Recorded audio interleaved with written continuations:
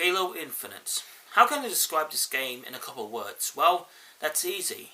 It's an absolute mess. And now it comes down to 343 Industries being extremely incompetent with the Halo franchise. There's always something wrong, whether it's missing content, bad campaigns, missing features, etc. I'm surprised that Xbox or Microsoft just lets 343 Industries continue with the Halo IP. I mean, this studio has done nothing good in terms of putting out a decent Halo game, because they haven't. There's always an issue. My thoughts on the past Halo games, starting with Halo 4, I thought was mediocre at best with its campaign and the multiplayer.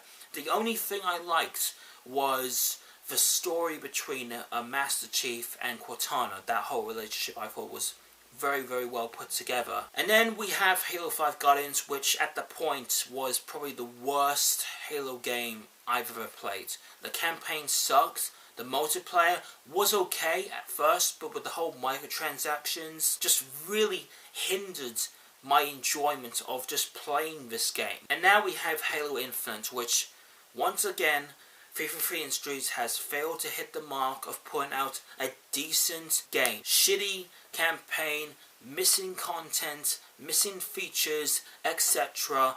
I mean, it's back to square one with 343 Industries. And I'm not surprised that some of the developers, like Bonnie Ross or whoever, has left or been fired from the studio. And I'm kind of glad, to be honest. I know it sucks losing your job, but this has been going on for far too long, and they need to go. They need new leadership in the studio, which I think that's what they're doing right now. When that comes into effect, I don't know. We'll have to wait and see. Halo Infinite is on the 3rd season of content, and I'm going to be talking about it for a bit, and also maybe talk about the game overall. The Season 3 content, we have 3 new maps, a new game mode, which is actually a mode that's been around for quite a while. I think it's called Escalation. New Season 3 Battle Pass, and new armored cores, and yeah, let's talk about them. In terms of the maps, overall, I thought they were quite decent. The launch maps for Halo Infinite have been very terrible, to be honest, besides maybe 1 or 2. None of them stands out for me. Just very, very basic. And then we have these maps, nothing amazing. I don't really go into multiplayer games for the maps. I mean, I'm more interested into the gameplay, the content, etc. In terms of, the armor and stuff like that. But yeah, the new maps are just okay. The new weapon, the banded rifle, decent gun, but I do think that it's lacking in that punch.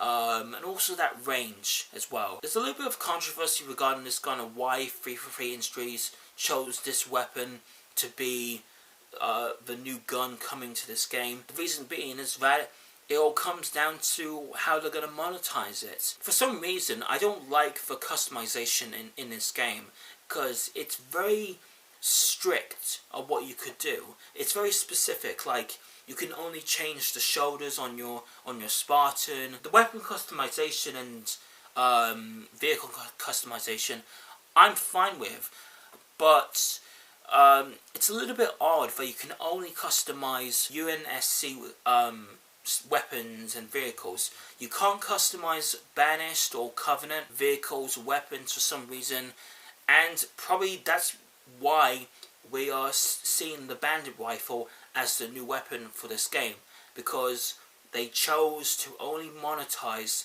UNSC weapons and vehicles. But overall, it's an okay weapon. I mean, once again, it's okay. This whole season has been decent overall. Hey, from the future here.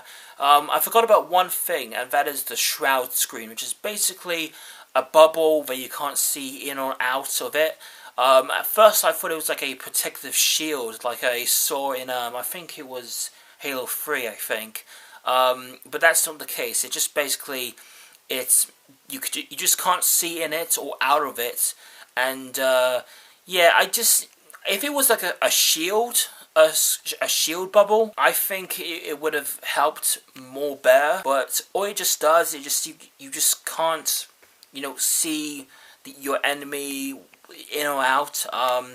Yeah, it just seems kind of pointless to me. The season pass, quite mediocre.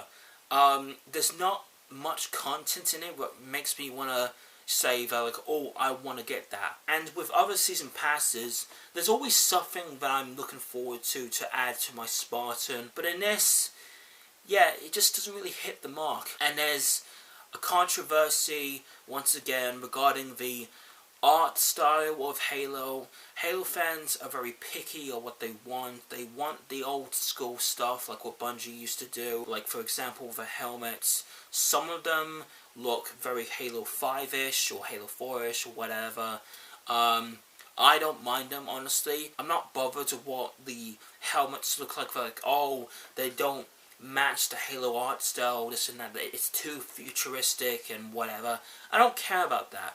If it looks good to me, it looks good to me. And to sum up my thoughts on this entire season, it's okay. I mean, 343 Industries has got a long way to go regarding to make this game what it should have been when it first launched. I don't know how long they're gonna be supporting this game. They did say a 10-year plan, but how many times have developers say they're like, oh, this is gonna be a 10-year game, blah blah blah. They never exceed to that. It's always very early that they cut off the support for it. But there is rumors of a season 4 and a season 5 maybe. We'll just have to wait and see. And in terms of my thoughts with the game, I thought that the campaign, some people like the campaign. I thought it was terrible. Absolutely terrible. It's 343 Industries' way of trying to softly reboot the game once again, and it just never hits the mark for me.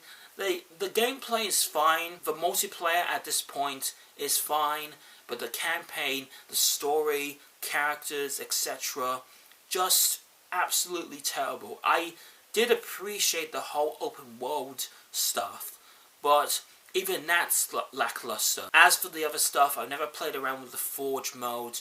I'm not interested in doing that. I just prefer to go into the multiplayer and just have fun, essentially. But at least 343 Industries have made a playlist in multiplayer where you can actually play some of the maps that the community has made. And it's so crazy to me of, like, the Halo community can make these very interesting maps, but the people who made this game, they just come out with extremely mediocre maps. And I'm hoping that they will continue on putting in forged maps regarding in Big Team Battle, and continue on with Arena whenever they decide to put in more. But only time can tell. So that's it about my thoughts on Season 3 and Halo Infinite in general. What you guys think about the game itself? How do you think it holds up in compared to what it was when it originally came out? And yeah, tell me in the comments down below, and I'll see you guys later.